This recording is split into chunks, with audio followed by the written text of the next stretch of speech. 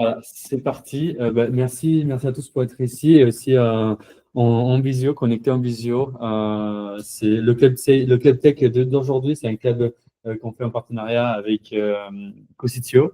Et c'est pour ça aussi qu'on a ouvert ce contenu à la communauté des CTO engagés auprès de Cositio.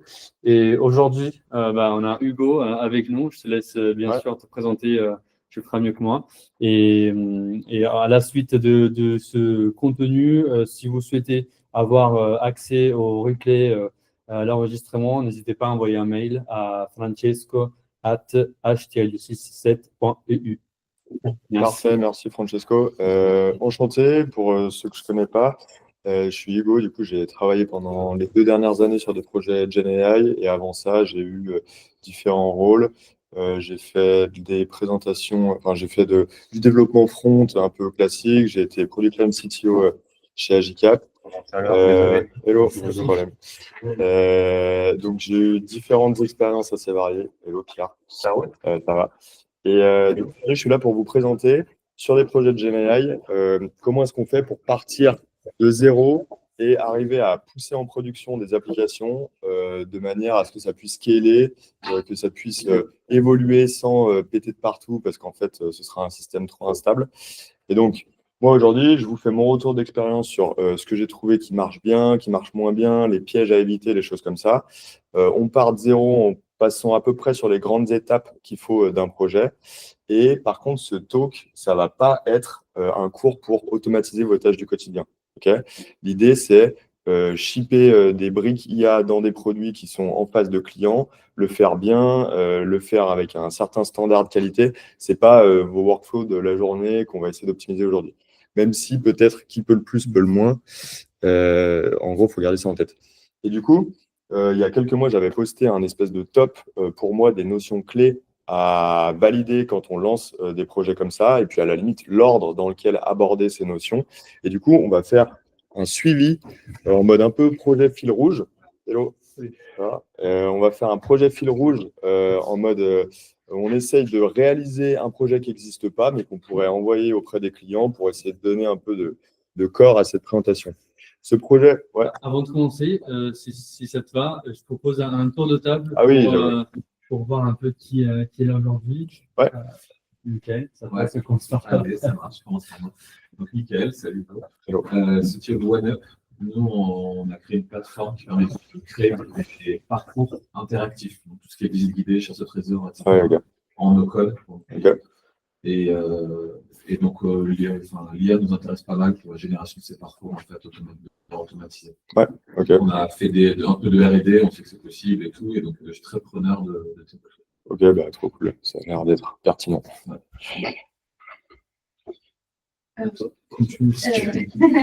Du coup, Alexia de Cositio, je suis chargée des opérations et Cositio, on place des CTO. J'ai plein d'entreprises qui ont besoin. Et il y a pas mal un nouveau process. Et puis en plus, vous recordez. C'est bon, je crois que vous avez Merci. Xavier Bargui, donc moi je suis CTPO de Jobo, une agence d'intérim basée en Côte d'Ivoire. Je travaille sur le coaching employés travailleurs avec des offres d'emploi, plein de sujets d'automatisation de toute la chaîne. Et c'est intéressant, c'est une canteur qui pense à faire monsieur Bleu. Je vais vous plaît qui est Pierre. Cool. Alors, c'est Antoine Léo, le Scottec, j'ai été en commun, et le premier, c'est l'applicatif. C'est en commun des objets et des textures. Voilà, et alors, nous, IA, je pense que on essaie d'être un peu le tech, donc c'est pas hyper compatible. Avec les par curiosité. Au moins prendre. Merci. Du coup, Pierre Dedon, donc premier ingénieur freelance, je vais accompagner Jogo depuis peu voilà, sur tous les sujets d'intérim. Et effectivement, la partie IA, on a des sujets intéressants qu'on pourrait poser, donc honneur de très bien. Moi, c'est David, je suis développeur full stack en alternance chez Frelo. C'est une plateforme de flux pour apprendre le français.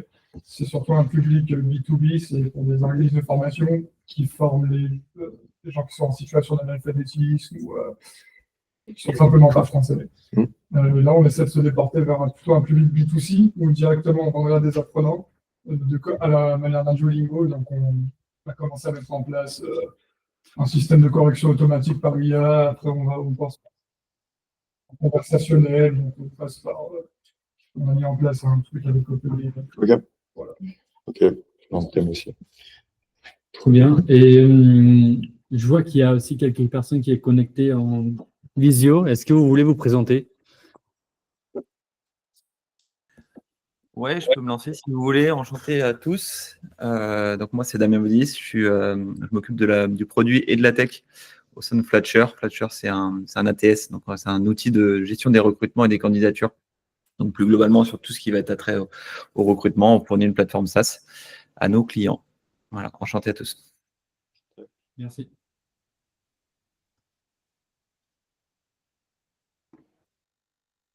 On est bon pour le tour de table. Bonjour, moi c'est Jérémy, je suis directeur technique à temps partagé pour plusieurs types d'agences et de sociétés.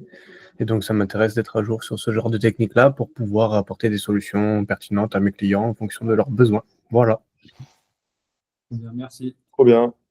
Eh ben, merci à tous pour cette présentation. Du coup, c'est plutôt un public tech, c'est une bonne surprise. Peut-être que des fois, j'accélérerai sur certaines parties. J'avais fait un truc un peu que des non-tech totalement puissent comprendre.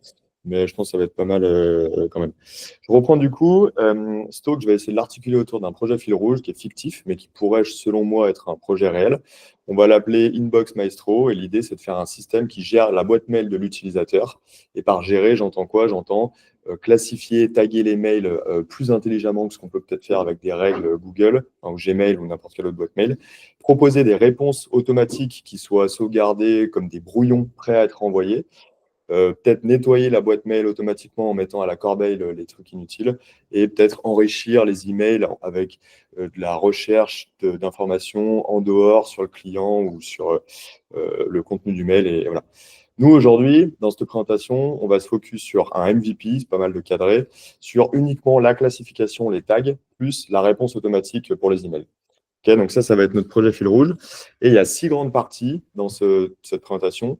La première, ça va être vérifier la faisabilité du système. Donc en gros, est-ce que ce qu'on attend de la brique LLM est faisable? Des fois, on se lance dans les trucs, on ne sait pas vraiment si les LLM sont capables de faire ça. Donc c'est bien de dérisquer ça au maximum sans écrire de code.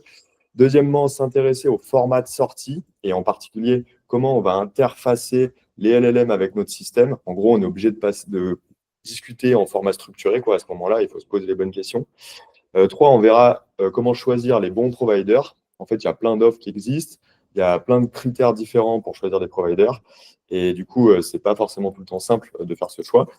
On passera un peu sur l'implémentation technique la plus light possible pour démystifier un peu, selon moi, comment on peut être assez efficace dans la création d'agents sans utiliser des dingueries qui vont peut-être nous tirer une balle dans le pied pour plus tard. Et on finira sur le monitoring des systèmes. Comment on fait pour qu'une fois que ce soit en prod, on soit capable de mesurer, de voir l'évolution en bien ou en mal de notre système. Okay. Si vous avez des questions, quoi que ce soit, vous pouvez lever la main sur le chat ou m'interrompre. Et voilà, peut-être que des fois, ce sera prévu plus tard pour la présentation, je vous le dirai. Au moins, on sait, on est fixé. Puis peut-être que des fois, j'aurais oublié d'en parler. Donc, voilà. Donc, premièrement, vérifier la faisabilité. Moi, ma recommandation, là, c'est vraiment ne pas écrire de code. Ne passez pas votre temps à écrire du code. C'est vraiment une perte de temps à ce moment-là, sauf si c'est ultra simple et que c'est gagné d'avance. Mais en gros, il y a beaucoup de chances pour qu'il faille tester plusieurs providers d'IA et surtout que l'architecture, en particulier s'il y a plus d'un agent, évolue dans le temps.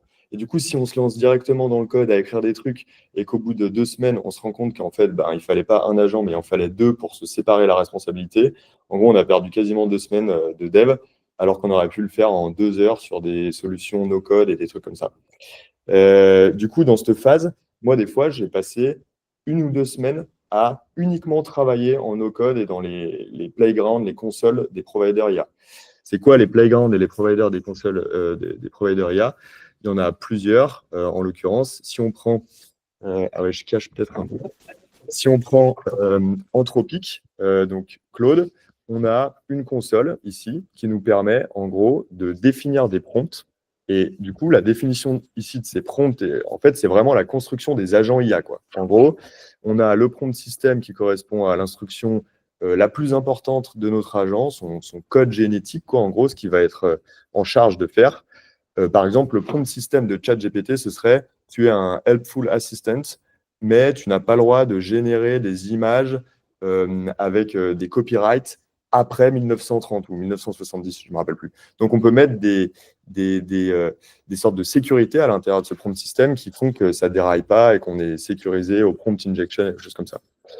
Là, dans cette console, on peut faire d'autres choses. On peut définir, par exemple, le user message. Le user message, qu'est-ce que c'est ?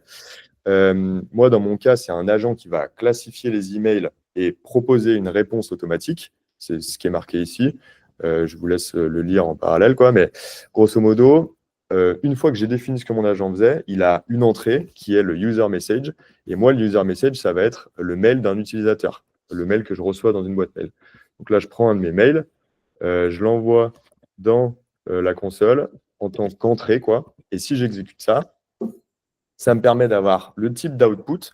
Et là, je peux vraiment itérer à fond sans utiliser même d'outils no-code. Hein, j'en parle après, des outils no-code. Mais ici, je peux parfaitement définir au moins un agent et je peux itérer sur les différentes versions qu'il y a eu dans cet agent. Je peux retrouver des anciennes versions, voir comment les prompts ont évolué, comment la qualité a évolué. Et j'ai aussi des outils qui me permettent d'évaluer et de comparer plusieurs prompt systems avec plusieurs exemples d'input et donc de faire un vrai suivi, donner des notations ici, excellent, very good, et de voir l'évolution dans un sens ou dans un autre sans avoir à mettre les mains dans le code du tout. Et donc ça peut vraiment faire gagner du temps pour se rendre compte, ah tiens, je pensais que je pouvais tout mettre dans un seul agent, je pensais que c'était une bonne idée de regrouper le tag et la réponse automatique dans le même agent, mais en fait, moi, mon intuition, après 2 ans à avoir taffé là-dessus, c'est qu'il faudrait 2 agents distincts parce que c'est 2 responsabilités très différentes et que du coup, ça peut être avantageux de découper ça dans 2 agents. Et ça, je peux m'en rendre compte ici, dans cette console Anthropic, mais il y a exactement la même console avec OpenAI et il y a exactement la même console avec Google. AI Studio Google, ils ont sorti il n'y a pas très longtemps là. Et à chaque fois, dans ces consoles, on peut rajouter les system instructions, on peut modifier le modèle qu'on utilise, il y a tous les modèles qui sont disponibles, on peut modifier la température, la fréquence, ajouter des tools, on pourra peut-être en parler plus tard des tools, mais vraiment on peut faire quasiment tout depuis ces consoles. Il y a un problème avec ces consoles, c'est qu'en fait, elles ne permettent pas d'avoir des workflows de plusieurs agents qui soient chaînés et qui permettent d'être au plus proche de l'appli finale, quoi. Et donc, pour ça, moi, je recommande d'utiliser plus des outils no-code. En l'occurrence, j'ai passé pas mal de temps sur VectorShift. Il y en a vraiment plein d'autres. Hein. Il y a même, grosso modo, les outils no-code classiques, Zapier et compagnie, qui permettent de faire ça aussi. Mais l'avantage avec des solutions comme VectorShift, c'est qu'elles sont dédiées au sujet LLM. Et donc là, si on prend, par exemple, notre projet Inbox Maestro, il est vide pour l'instant, mais hyper rapidement, je peux prendre un bloc input, un bloc output. Au milieu, je mets une brique LLM, genre OpenAI. Je viens dans ma console Anthropic, je copie-colle le prompt system que j'avais mis. Je glisse ça dans les prompt systems de VectorShift. Je connecte les trucs ensemble. Et je me retrouve avec un système que je peux tester ici. Je vais coller mon mail ah non, c'est pas le mail. Tac. Je vais coller le mail. Voilà. Et j'exécute. Et en gros, je me retrouve à avoir en 2.2 un truc qui me permet de générer un agent. Mais en fait, si ça fonctionne, normalement ça va marcher. Mais en fait, ici, je peux aussi dire, OK, parce que on va attendre un petit peu, on va lui laisser un peu de temps. Mais en fait, ici, je peux aussi me dire, OK, j'ai testé avec OpenAI, j'aimerais bien voir ce que ça donne avec Anthropic. Et donc, du coup, je sélectionne le modèle Anthropic et je peux basculer hyper facilement d'un provider à l'autre sans rien changer. Donc là, j'ai ma réponse qui a été générée. je veux voir le résultat que ça donne avec Anthropic. Je connecte à la place Anthropic. Ça me prend 5 secondes si je ne suis pas en train de vous l'expliquer oralement, quoi. Et hop, j'ai testé 2 providers hyper facilement. Je peux aussi dire, ah ok, bah donc ce que je vous disais tout à l'heure, un agent, ce n'est pas la bonne approche, probablement qu'il faudrait scinder en 2 agents.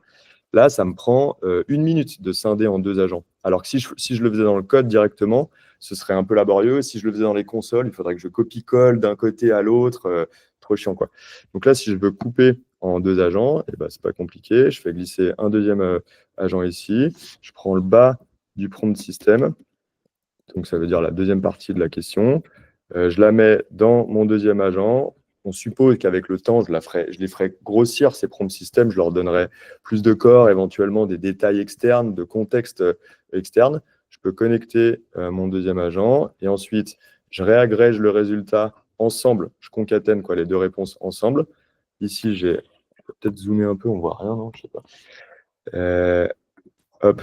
Ici, je peux refusionner les 2. Donc, ce serait quoi? Ce serait la réponse. Et puis, en haut, la première variable, ce serait le tag. Voilà. Et donc, du coup, je connecte ça ici. Je connecte ça ici. Et littéralement, en 2 minutes, j'ai testé une nouvelle architecture. Si j'avais dû faire ça dans le code, ça m'aurait pris, je ne sais pas, peut-être 1 heure, quoi, si j'avais dû faire le truc dans le code. Et voilà. Et si j'exécute, en gros, bah, là, je vais avoir la réponse du premier agent concaténée avec la réponse du deuxième, séparée en 2. Et voilà. Et donc, ça montre bien que, grâce à des outils comme ça, on peut tester plusieurs providers facilement, on peut tester des architectures facilement, et on peut aller assez loin, parce qu'en fait, je vous ai montré juste LLM et Général, mais en gros, il y a par exemple les knowledge base. Ça permet de faire des RAG. Donc, vous prenez toute votre documentation client, vous la foutez dans une knowledge base, vous connectez l'agent à la knowledge base, il fait des requêtes dessus, et quand un utilisateur pose une question du genre « Comment j'utilise cette feature ?», ça va chercher le bon paragraphe dans la knowledge base et ça lui synthétise une réponse comme ça. Et si on veut aller encore plus loin, ce qu'on peut faire, c'est qu'en gros, toujours dans Vector Shift, on peut créer un chatbot. Le chatbot, je peux le connecter à ma pipeline que je vous ai montré juste avant. Et ça me permet, avec un lien comme ça, d'envoyer à mon client et de faire tester directement sur un environnement déployé ce que j'ai fait dans mon truc no-code en genre 5 minutes. Voilà, littéralement, ça prend 5 minutes. Et ça, s'il fallait le faire en codant directement, bah, ça prendrait, je sais pas, ça prendrait peut-être des journées, quoi. Enfin, s'il fallait arriver à un truc qui est utilisable par le client directement. Donc, en gros, je pense que c'est essentiel de cette première phase-là, de vérification de faisabilité, de s'appuyer sur des outils existants. Vector Shift, c'est payant, c'est genre 25 € par mois. Flowise, c'est une alternative gratuite qu'on peut installer sur son poste, sur son ordi, npm install Flowise start, ça démarre Flowise en local. Et ça, vous pouvez le brancher. Vous pouvez faire probablement beaucoup plus de trucs avec Flowise, mais je trouve que c'est un peu moins ergonomique, le flow dans lequel passent les messages, le texte, etc. Mais on peut se connecter, par exemple, à des LLM en local, on peut se connecter à plus de systèmes extérieurs et tout.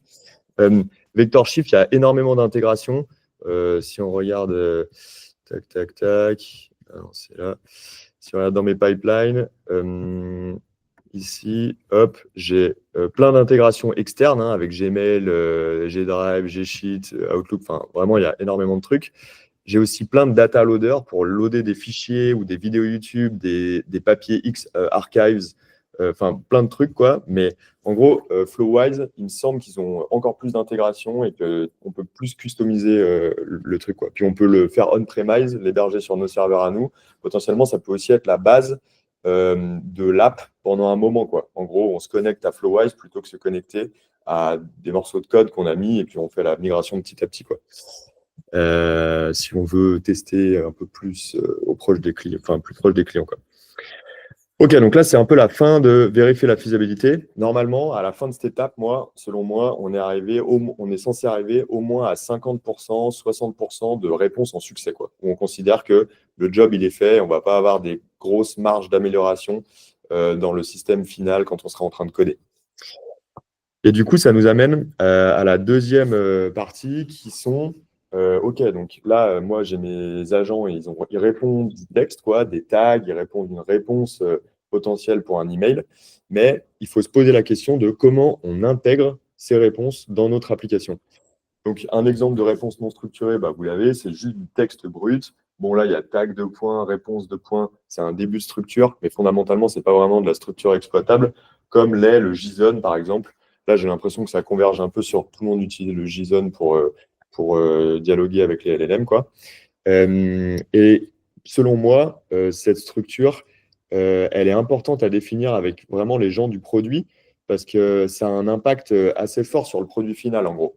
Là, typiquement, si on prend cet exemple de chat, mettons une application qui permette de replanifier son horaire de livraison. On reçoit un colis, si on n'est pas présent le jour où on reçoit le colis, on veut replanifier. On pourrait avoir un chat en texte libre.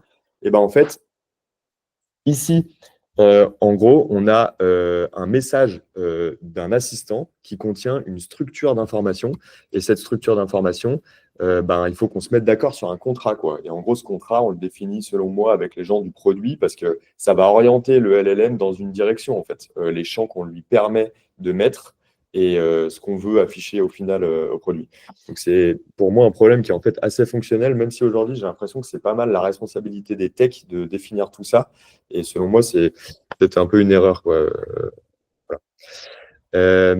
Cette structure, on peut vouloir la certifier parce que parfois, les structures, ici, elles peuvent être assez compliquées. Là, c'est un cas simple, mais des fois, on peut avoir des objets profonds avec beaucoup de propriétés, beaucoup de choses. Pour certifier ces structures, ça veut dire s'assurer que le LLM y répond dans un format qui est bien le format attendu.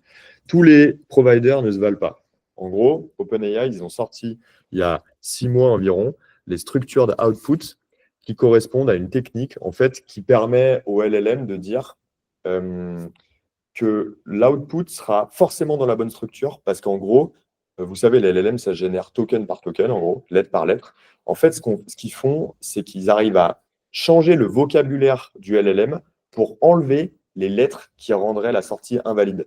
Je donne un exemple.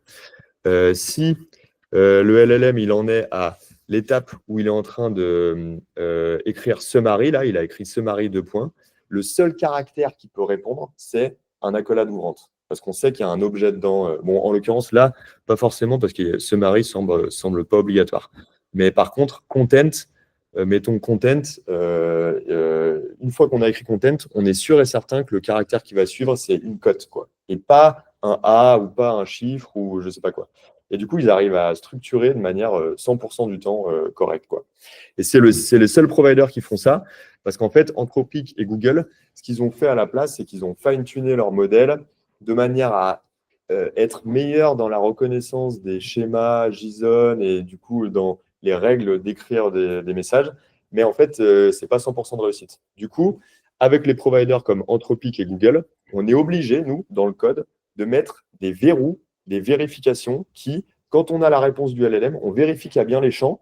Et s'il manque un champ, on est foutu. En fait, on n'a pas d'autre choix que relancer la réponse en disant là, il manquait un champ, est-ce que tu peux rajouter le champ? Et du coup, on refait des générations. Et des fois, on fait 1, 2, 3 cycles parce qu'il n'arrive pas à avoir le truc du premier coup, quoi. Et ça, en fait, si on ne s'en rend pas compte, si on n'est pas prêt à faire, on peut ravager complètement en prod les stats de l'appli, en fait, parce qu'on pense que ça marche, parce que ça a marché 1 ou 2 fois, alors qu'en fait, dans 30% des cas, ça fait juste cracher le flow, quoi, et voilà. OpenAI, ils s'assurent que ce sera vraiment ton schéma. Ouais. En gros, il y a un article qui est vraiment trop intéressant, c'est Structured Output. Structured Output OpenAI. Donc là, c'est la documentation et c'est celui-ci, Introducing Structured Output. Ils expliquent tout comment ils ont fait. Franchement, c'est hyper intéressant. Et on attend que les autres providers ils fassent pareil, mais ça fait déjà 6 mois, tu vois, et pour l'instant, ça n'arrive pas. Et c'est assez chiant, en fait, hein, pour être honnête. Ok, donc là, du coup, ça nous fait une bonne transition sur... voilà, là, c'est un exemple de Structured Output fait chez OpenAI, où justement, eux, ils génèrent des pages HTML, mais ils les génèrent en JSON. Donc, en gros, ils génèrent du JSON qui va être transformé en page HTML. Et donc, les pages HTML, il y a un niveau de balise infini. On peut mettre des divs dans des divs, dans des divs, dans des divs. Et donc, du coup, grâce à leur structure d'output, on est capable d'avoir quasiment une infinité en profondeur sur l'objet mais en restant valide 100% du temps. Et du coup, bah, c'est magnifique parce que ça enlève énormément de code qu'on est censé mettre si on utilise d'autres providers, quoi.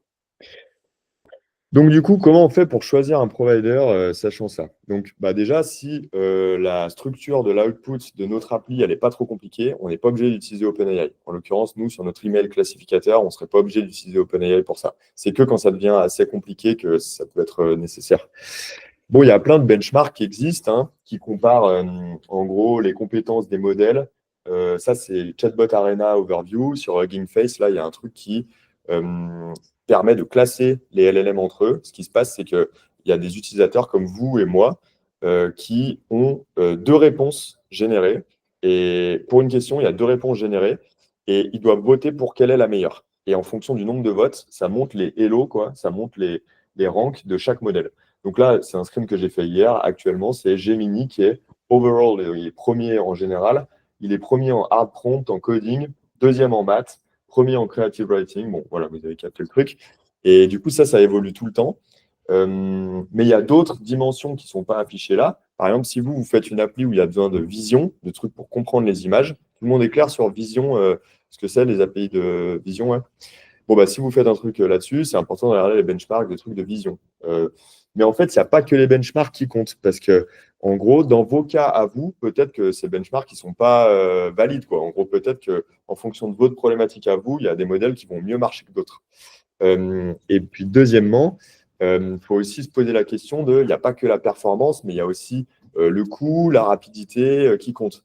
Moi, j'ai fait des applis où en gros, je n'avais pas vraiment de problème de prix ou de rapidité. Je voulais juste les modèles les plus intelligents. Bah, dans ce cas, j'allais voir ça. En gros, je prenais les meilleurs.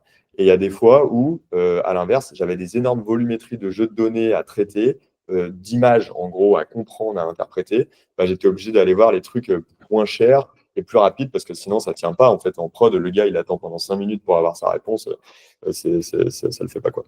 Il y a d'autres critères comme la localisation. Peut-être que vous avez des problématiques RGPD et que du coup, ben, il faut ou utiliser des acteurs français, genre Mistral, ou utiliser des cloud providers qui proposent de provider les modèles sur des régions françaises ou européennes, quoi.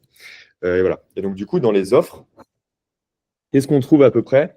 Là, on a un peu du haut vers le bas, du plus simple au plus compliqué. En gros, OpenAI, Anthropic, Gemini, Cohere, Mistral, c'est un peu les grands providers où on peut taper leur modèle en direct. C'est hyper simple. Le setup prend genre 2 minutes, vous l'avez déjà fait, et voilà. Mais ces modèles, pour la plupart, ils peuvent aussi être déployés, fournis quoi, par les cloud providers, Microsoft, AWS et Google. Et là, ça vous permet de faire du par région, donc d'être dans des clouds qui sont européens et d'avoir les problématiques de RGPD un peu plus carrées, quoi.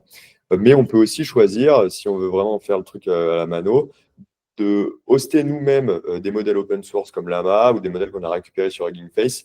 Là, il y a DeepSeek qui est sorti ce matin ou hier, là, qui a apparemment des performances de dingo. Et ben, peut-être que c'est intéressant de l'héberger nous-mêmes pour avoir des performances équivalentes à GPT-o1, mais en le gérant nous-mêmes. Mais après, c'est quand même beaucoup plus compliqué d'hoster des trucs soi-même plutôt que d'utiliser des services providés. Et du coup, peut-être qu'au début du projet, il faut prendre des services providés et peut-être petit à petit migrer sur des trucs un peu plus spécifiques une fois qu'on sait que ça va valoir le coup, entre guillemets, quoi. Ok, donc là, en gros, on a fini la partie choix un peu des providers. En tout cas, vous avez les critères quoi, qui permettent de faire des choix un peu plus éclairés. Et du coup, on peut rentrer un peu sur la partie implémentation. Donc là, on considère qu'on sait quel provider on a, qu'on a déjà nos prompt systems qui sont basés, l'architecture et tout ça. Donc, on n'a plus qu'à copier-coller des choses. Et à ce moment-là, ça peut être intéressant d'adapter les prompt systems parce qu'en gros, par exemple, dans la manière d'écrire, ce n'est pas exactement pareil si on utilise Claude que si on utilise ChatGPT. Claude, ils utilisent des balises un peu proches de l'XML pour définir les exemples, les sections qu'il y a dans mon prompt, alors que ChatGPT, ça marche beaucoup mieux avec du Markdown, quoi. En gros, du Markdown classique. Donc, ça peut valoir le coup d'adapter. Et il y a d'autres nuances. Par exemple, je me suis rendu compte, moi, que le few-shot learning, là, quand on donne des exemples, en gros, on dit tu es un classificateur d'email, pour information, par exemple, si tu avais reçu ça, tu dois répondre ça. Si tu avais reçu ça, tu dois répondre ça. je trouve que ça marche mieux sur ChatGPT que sur Claude. Donc, il peut y avoir des ajustements à faire en fonction des providers à ce moment-là. Et si on rentre dans le code, en gros, il y a plein de choses qui existent, des frameworks genre LangChain et compagnie là, pour gérer les agents. Moi, je ne suis pas un grand fan de LangChain parce que je trouve que ça rajoute une grosse couche d'abstraction qui fait un peu, parfois, peut-être perdre un peu le contrôle sur le fond du sujet et qui met quand même une bonne courbe d'apprentissage pour les gens qui voudraient rentrer sur le projet. Du coup, la majorité de mes projets, je les ai faits sans framework dédié pour faire ça, quoi. Donc là, j'utilise Claude, Anthropic, et il n'y a vraiment rien dans ce projet actuellement. Il y a juste un exemple de mail qui est un mail à classifier. Je ne m'intéresse pas du tout sur la partie intégration à la boîte mail et tout. Ce n'est pas le sujet de la journée. Là, ce qui nous intéresse, c'est la partie GenAI, quoi. Du coup, j'ai mon mail ici, et puis là, j'ai une fonction qui est en fait le squelette de mon agent. Donc, je passe l'email à ma fonction et juste j'affiche la réponse. Donc, il n'y a rien dans cet index. Si on va voir l'agent, en gros, j'ai le prompt system que j'ai copié-collé depuis la console, qu'on a déjà vu. J'ai un exemple, justement, comme je vous le disais. Là, ça, c'est un exemple anthropique.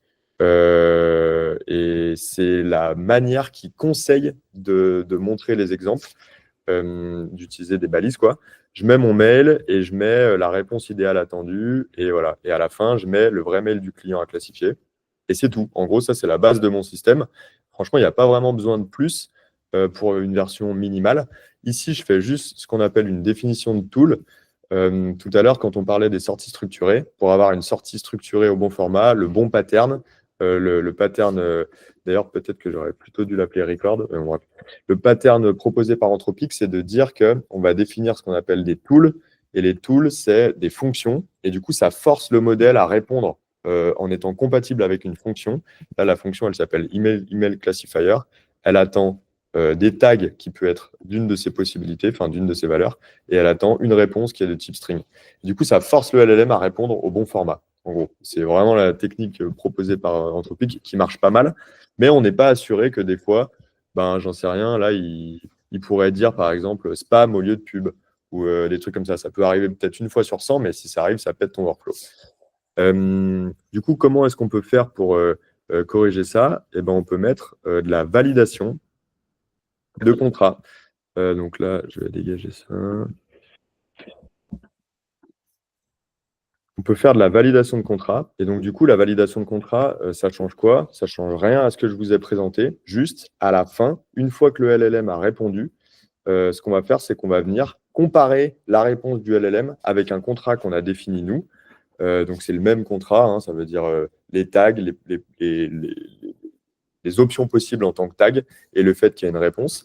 Et du coup, ça va permettre dans l'app de se rendre compte si la réponse, elle n'est pas au bon format. Et si elle n'est pas au bon format, en gros, ce que je fais, c'est que je rajoute un nouveau message qui dit, là, la réponse que tu m'as donnée, elle n'est pas au bon format parce que, par exemple, au lieu de mettre pub, tu as mis spam. Et du coup, on refait régénérer le LLM une deuxième fois. Il nous génère un truc qui est valide. Et là, on est bon, on peut sauvegarder en base de données ou alors on peut l'envoyer au front sans que ça pète notre front. Et voilà. Et donc, ce système de itération et vérification des contrats, elle est nécessaire sur des contrats compliqués, sur des providers qui n'ont pas le structure output. Elle n'est pas sur le truc d'OpenAI. OK. Donc là, on a fait cette partie. Le monitoring, j'en parle après. Le recursive retry, peut-être qu'on pourra en parler aussi plus tard. Et ça nous amène au point numéro 5, c'est-à-dire le monitoring de l'app. Et donc là, le point, c'est on est à une phase où on commence à avoir des utilisateurs qui utilisent notre système et on a beaucoup de données qui arrivent et on n'est plus capable vraiment de suivre un par un ce qui s'est passé parce que ça prend trop de temps. Moi, quand j'étais notamment chez Agicap, là, investiguer des threads de discussion, ça pouvait prendre des fois 20 ou 30 minutes parce qu'en gros, il fallait récupérer les bonnes données, voir dans ce cas, faire des calculs un peu mathématiques là, pour retrouver le truc. Enfin, c'était vraiment hyper long. Et donc, du coup, c'est pas réaliste quoi, de se dire que quand ça commence à croître, on continue de regarder tout à la main. Le truc qui a émergé là avec les LLM, c'est OK, les LLM, ils sont capables de on va dire, comprendre du texte au format non structuré, et ben, peut-être qu'ils peuvent servir de juge. Un LLM as judge, ça veut dire quoi? Ça veut dire qu'on crée un agent, et le rôle de l'agent, c'est évaluer le résultat qui a été produit par notre système GenAI. Donc, en gros, voilà, c'est une méthode d'évaluation qui vérifie la qualité des sorties produits par un produit LLM powered, quoi, genre qui contient une brique LLM. Ça peut être des chatbots, des systèmes de QA, et en gros, ça utilise un LLM pour vérifier ça. Donc, nous, dans notre projet fil rouge de classification d'emails, génération de réponses, un prompt de juge un peu basique, ça pourrait être ça. En gros, ce prompt-là, il a été généré par une IA. Donc, tu es expert dans l'évaluation et la classification d'emails de réponses. Tu dois évaluer si la classification de réponses proposées sont pertinentes et de bonne qualité. Critères d'évaluation, les tags, il faut qu'ils correspondent au contenu de l'email. La réponse, il faut qu'elle soit appropriée, professionnelle. Hein. Le ton, il faut que ce soit adapté. Et le format de réponse, ça va être est-ce que c'est correct ou non? Un score de 0 à 100 et feedback.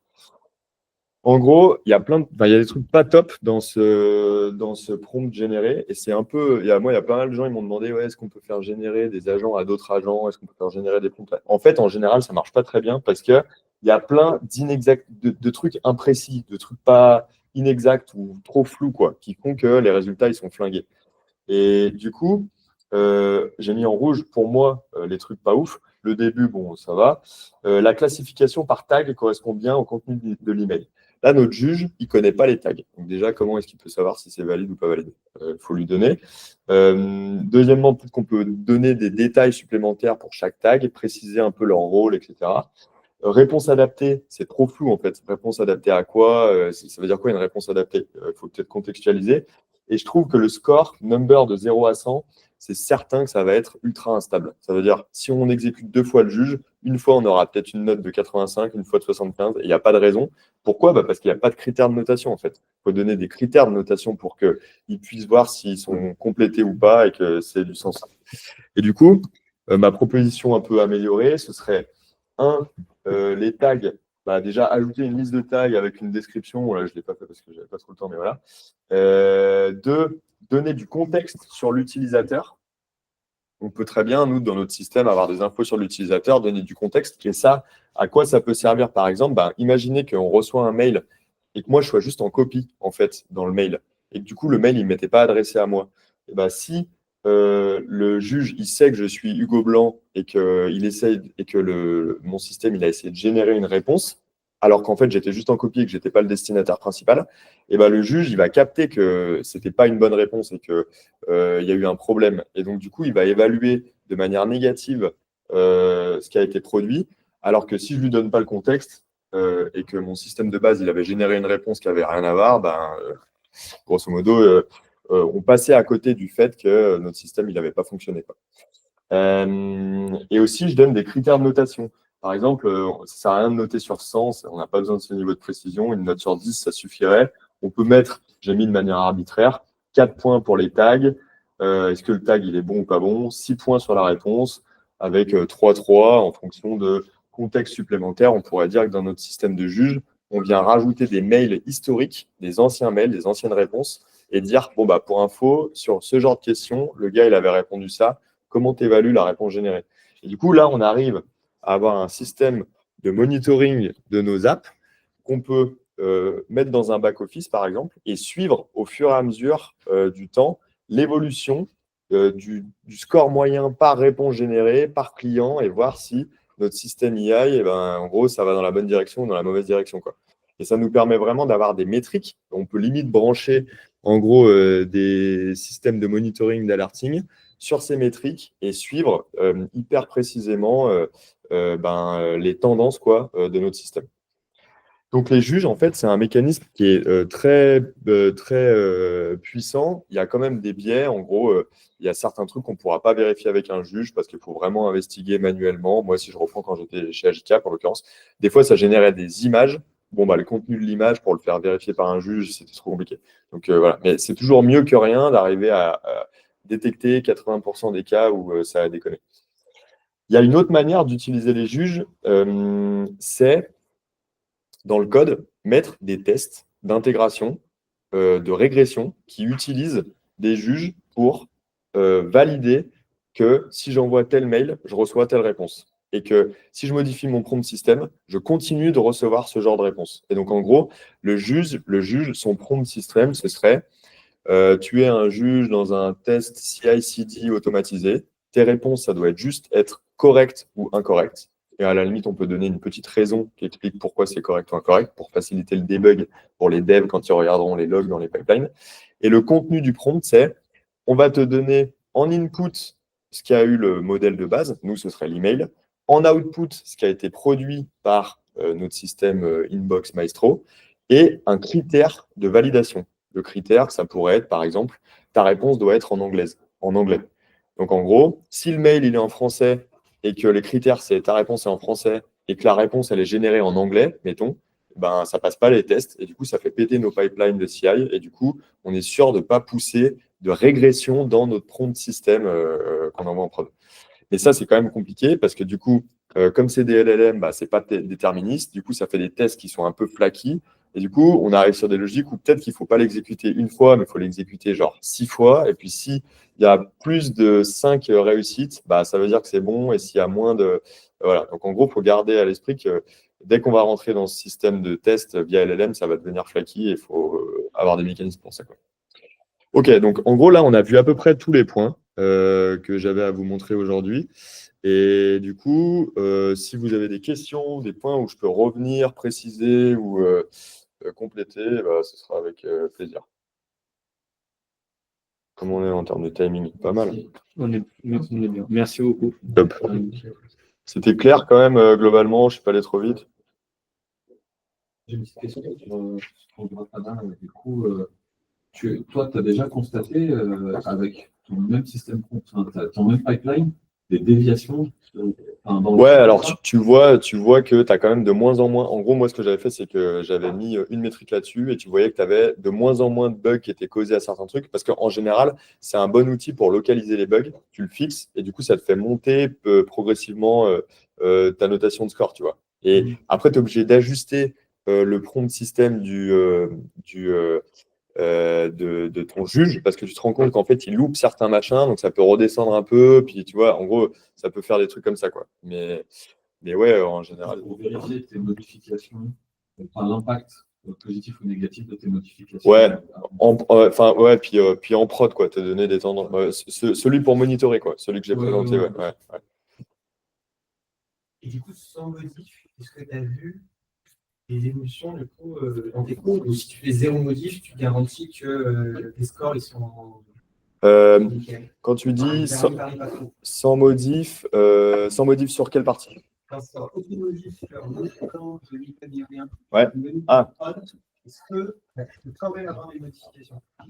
Des déviations genre importantes, genre pas genre juste ça oscille, genre il descend, pas une dégringole. Donc en gros, il y a plusieurs trucs qui devraient. Donc je pense que des variations constantes, non. Parce qu'en fait, depuis quelques temps, les providers de LLM, ils forcent les versions. En fait, au début, quand tu utilisais par API, tu utilisais ChatGPT 4, par exemple.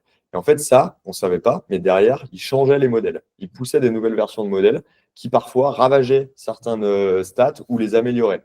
Donc là, on aurait pu observer ça. Et d'ailleurs, on peut toujours, si on utilise les modèles latest, parce qu'en fait, c'est basé sur la dernière version et ils disent, bah là, on utilise la version de octobre 2000, je sais pas quoi, jusqu'à cette période et ensuite, ça va passer sur la nouvelle version. Là, tu pourrais avoir des variations.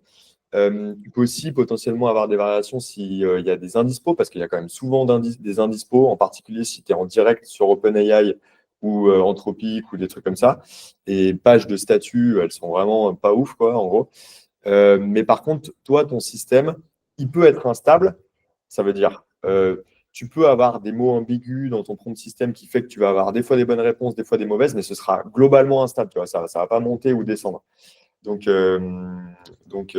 depuis qu'on peut fixer les versions, et voilà, non, je n'ai jamais constaté de baisse constante sans raison, quoi. C'est peut-être que si ça baisse de manière constante sans raison, c'est peut-être que tes utilisateurs ils se mettent à faire des dingueries avec. Du coup, c'est pas prévu pour. Le est différent de ce qui a été prévu et donc les performances. Ouais. C'est pas forcément lié au. Que je dis pas du tout lié. Bah non, en théorie, pour le coup. Ouais, non, mais enfin, je ne vois aucune raison qui pourrait faire une baisse ou une hausse constante sans que tu changes rien au système. C'est pas déterministe, mais pas au point de dégrader dans le temps. Ou, voilà, quoi. Ce que je comprends quand j'utilise ça, c'est qu'en fait, faire un appel à l'élève, je vais faire N pour baquer la production. Ouais. Et du coup, avec ton expérience, en termes de coûts, est-ce que tu as beaucoup de pilotes, en gros, les coûts de l'exécution de tout ça, et ton retour d'expérience, tu valides à fond ton usage sur des sujets de production au quotidien? Moi, je pense qu'il y a plein d'apps, plein de systèmes, enfin plein d'apps où c'est ultra pertinent. Ouais. C'est ultra pertinent ou même il n'y a pas d'autre solution actuellement que utiliser des briques LLM et que ça fait gagner plein de temps à plein de personnes. Moi, je trouve que les flows les outils qui permettent de, en interne ou en externe, répondre à des utilisateurs en se basant sur une base de documents, en vrai, je trouve que c'est abusé ça. Ça fait gagner énormément de temps. Donc là, c'est pas shipper des apps à la limite, mais quoique tu pourrais vendre un service qui le fait, mais nous, il y a plein de product managers qui ont gagné du temps à plus répondre à des questions parce que tu avais un bot qui le faisait à la place. Donc je pense qu'il y a plein de fois où ça vaut le coup et tout.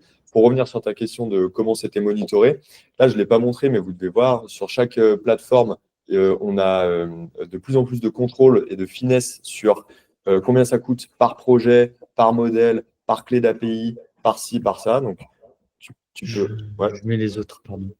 Pas de problème. Tu peux avoir une bonne.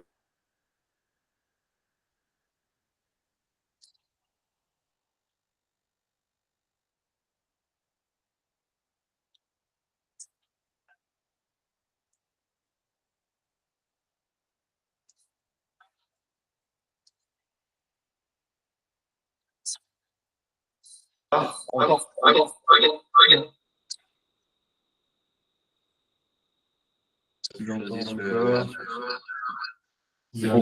perds le contrôle.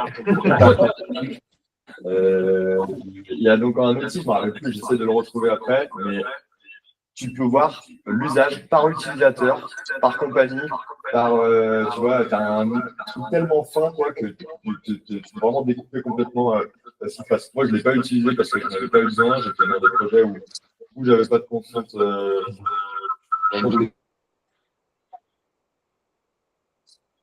Genre là, et voilà quoi.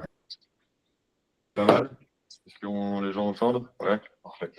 Donc en gros, j'avais pas eu cette contrainte financière à ce moment-là, et les nouvelles où j'ai eu des contraintes financières, en gros, tu fais juste des estimations de coûts avant de te lancer dans le projet, en regardant la volumétrie attendue, voilà, et du coup, tu arrives à avoir un truc qui est quand même assez proche. J'en avais pas trop parlé, mais ici, là, je partage encore mon écran ou pas? Là, tu le partages. Ok. Ici, dans les consoles, quelles qu'elles soient, en fait, on a tout le temps en bas le nombre de tokens que ça a utilisé en entrée et en sortie. Tu peux faire ça avec tes images. Tu peux avoir une connaissance assez fine avant de te lancer dans le projet de combien ça coûte. Et puis pour les trucs plus durs à estimer, genre la CI, tu peux te baser sur les dashboards des plateformes, des providers. Et Hugo, sur le prix, quand tu intègres ça justement dans ta CI, on n'entend pas trop parce que c'est pas assez fort, mais je pense que c'est plus la télé qui est pas assez forte. Non, je pense. Vas-y là. Non, c'est ça. Vas-y. C'est bon là? Ouais. Ouais, Hugo, moi j'avais une question du coup, ouais, quand tu avais intégré un LLM dans tes tests, dans ta CI, le prix, j'avais une question, c'est quoi l'ordre de grandeur? Parce que ça peut vite grimper s'il y a tout le monde qui, à chaque fois qu'il lance une nouvelle feature, qui pousse une nouvelle feature, ça passe là-dedans. Enfin, je sais pas combien tu avais de tests là-dessus. Mais en gros, ouais, du coup, bonne question. Le point, c'est comme pour plein de types de tests qui coûtent cher, parce qu'en fait, on a déjà des tests qui coûtent cher depuis belle lurette. Ceux qui sur des interfaces graphiques et qui prennent 45 minutes à s'exécuter, ils coûtent cher. Et du coup, on les exécute pas aussi fréquemment on les exécute pas à chaque commit sur la CI. Ça, c'est un premier axe. Ça veut dire peut-être une fois par jour, c'est suffisant, ou voilà. Et le deuxième axe, c'est faut utiliser les bons modèles pour les bons usages. En gros, des tests de juges qui tournent dans des CI, ça sert à rien de prendre les modèles les plus intelligents, il faut prendre les plus fast, les moins chers. Et du coup, ça permet de quand même pas mal réduire le coût parce que tu te retrouves en général qu'avec du texte. Tu peux avoir des trucs où il y a maximum 1000 tokens en entrée, en sortie, tu en as peut-être juste correct ou incorrect avec une raison, ça doit te faire peut-être 100 tokens. Et donc, même si tu en as 50, ça te coûte quasiment rien aujourd'hui sur GPT-4o mini ou Haiku de Sonnet, ça coûte Haiku d'Anthropic, ça te coûte quasiment rien d'avoir 100 ou 200 tests comme ça qui tournent une fois par jour. Et vous avez pu juger de la qualité d'introduire ça dans la CI? Est-ce qu'il y avait moins de bugs, moins de trucs? Enfin, c'est quelque chose que vous avez su juger?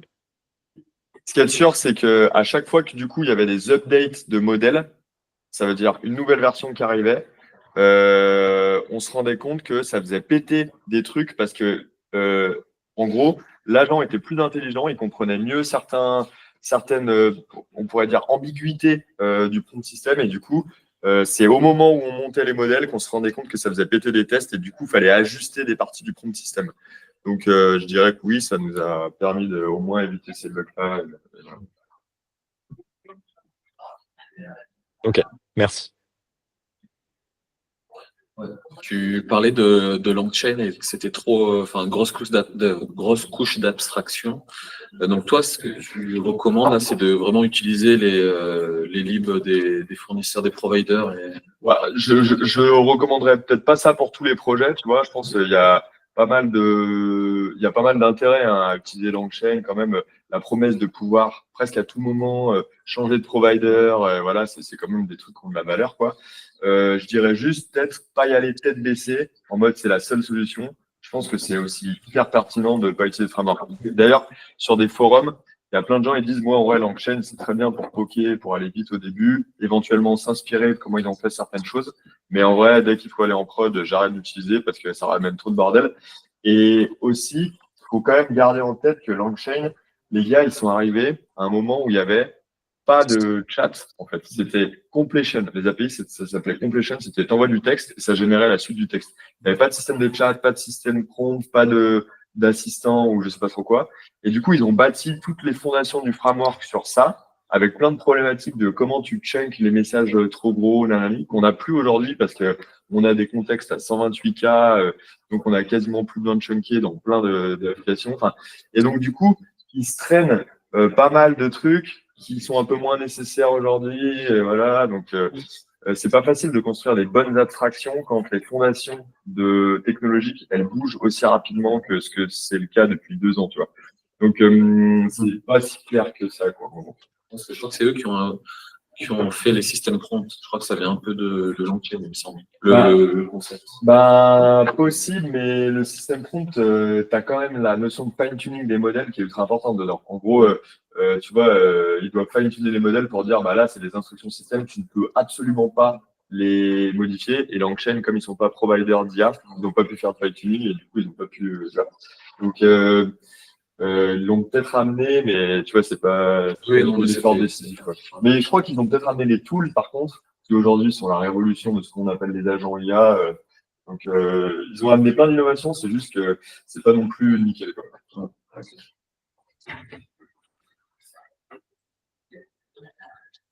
Ok. Et ben, s'il n'y a pas d'autres questions, on est pas mal, hein.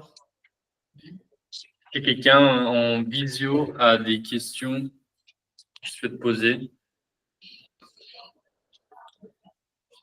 Parfait. Okay. Merci beaucoup.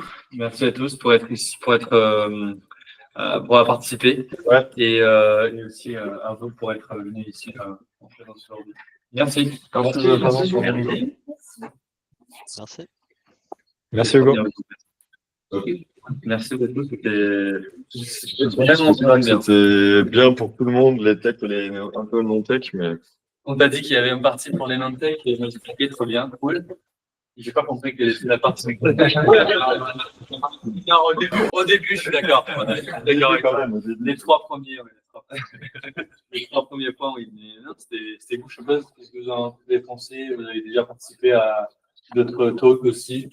Si vous avez un retour, quelque chose. Je suis preneur. C'est vraiment top d'avoir des retours d'expérience, quoi. Si tu travailles au quotidien dessus, franchement, de dire ça, bah ça, je vous conseille de faire ça parce que de base, bah, tu vois, genre l'histoire de Longchain, c'est vraiment intéressant d'avoir ce feedback. Ouais.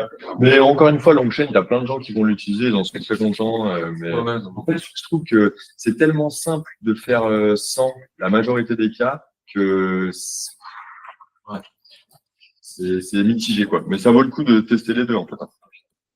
Ça dépend peut-être de ta quantité d'agents que tu as besoin de gérer. Enfin, là, tu avais un exemple avec 2 agents. Je suppose qu'on peut être dans des scénarios hyper compliqués où tu essaies de déléguer. Et du coup, là, si tu as un outil qui permet de faire un workflow, un peu comme tu as présenté là. Je ne sais pas. VectorShift. C'est ça. Avec VectorShift, tu n'as pas d'API. VectorShift qui permet de. Tu fais ton workflow et tu l'appelles l'API. Si tu veux. En gros, VectorShift, franchement, ils ont ajouté pas mal de trucs assez cool là. Et tu peux faire ça. Donc, ça peut très bien te servir de base pour ton produit pendant peut-être 6 mois. Et puis, au bout d'un moment, quand ça commence à être trop vide, tu t'internalises tout. Tu vois. Tu peux exporter ton flow. Tu peux exporter genre en code. Je crois pas. Ça serait cool. Ouais. Tu peux dans les consoles à peu près. Dans les consoles, tu as un get code. Une fois que tu as mis tous les exemples, tous les prompts et tout, mais ça te fait gagner genre 2 minutes.